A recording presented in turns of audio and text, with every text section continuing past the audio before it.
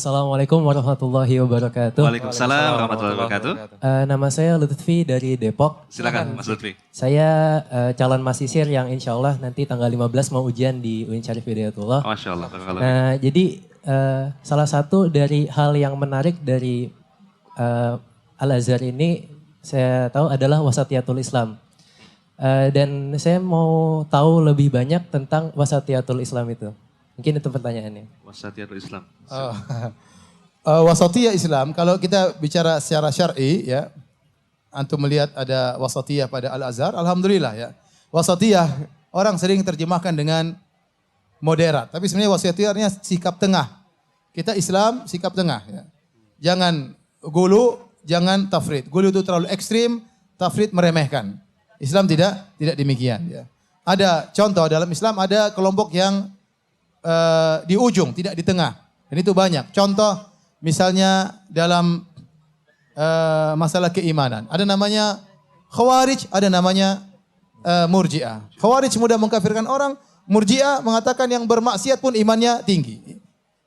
Ahlus sunnah wasatiyah, tengah. Ya, orang yang melakukan maksiat tidak dikatakan kafir, namun tidak dikatakan imannya tinggi seperti imannya Jibril. Imannya berkurang. Ini contoh.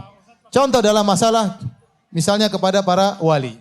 Ada orang berlebih-lebihan menganggap wali sampai pada derajat mungkin nabi, sampai dikatakan maksum, kalau sudah meninggal diminta-mintai.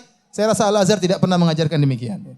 Dan sebaliknya juga bukan meremehkan, wali dianggap orang biasa, ya, diremehkan, tidak dihargai, tidak dihormati juga tidak. Kita di tengah-tengah, menghargai para ulama, menghargai para wali, namun tidak kita angkat derajatnya berlebihan sampai sederajat nabi, tidak mungkin salah. Ini tidak benar. Tidak ada yang maksum. Yang maksum cuma siapa? Nabi SAW. Kata Imam Malik, kullun yu'khadu qawluhu wa yurad ila sahib hadal qabr. Setiap orang boleh diambil perkataannya dan boleh ditolak kecuali Nabi SAW. Dalam banyak hal. Contoh saja masalah berpakaian. Ya, sebagian orang berlebih-lebihan menyangka bahwasanya semua misalnya yang dipakai oleh Nabi sunnah sampai zaman sekarang. Sehingga mereka menganggap misalnya sorban adalah sunnah. Kemudian misalnya pakai jubah adalah sunnah. Contohnya mereka menyangka bahwasanya naik onta sunnah misalnya. Atau makan korma sebagai makanan pokok sunnah. Ini tidak benar ya. Itu namanya perkara-perkara jibili, perkara-perkara adat di zaman Arab. Bukan itu sunnah. Yang sunnah adalah pakaian yang syar'i, menutup aurat ya. Kemudian tidak tampil beda di antara masyarakat seperti itu. Ya, sebagian lain berlebih-lebihan ya, tidak mempedulikan pakaian-pakaian ala barat, pakaian ala orang-orang non muslim misalnya. Ya, kita di tengah-tengah, kita bilang kita pakaian kesopanan, tidak harus modelnya seperti di zaman Nabi pakai sorban, Nabi juga dahulu pakai rida. Rida itu seperti kain ihram. Sarung sama apa? Sama selendang. Dulu pakaian sehari-hari Nabi SAW.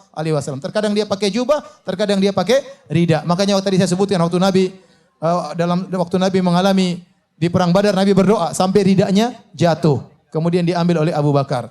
Kalau zaman sekarang ada orang ingin menjalankan sunnah Nabi, kata dia, sunnah Nabi kita pakai pakaian seperti Nabi SAW. Ya udah, ente pakai sarung, pakai selendang, ente jalan di tengah kota. Apa kata orang ya? Apalagi masuk kantor, tentunya tidak benar. Bukan begitu maksud Nabi. Maksudnya ente pakai pakaian seperti di Indonesia, pakai pakaian Islami, pakai koko, pakai ya enggak apa-apa, pakai celana, tapi yang penting kesopanan. Ya, jadi kita di tengah-tengah dalam segala hal ya. Dalam segala hal. Itu namanya wasatiyah dalam akidah, dalam akhlak, kemudian dalam ibadat, ya, ini ada wasatiyah. Masya Allah.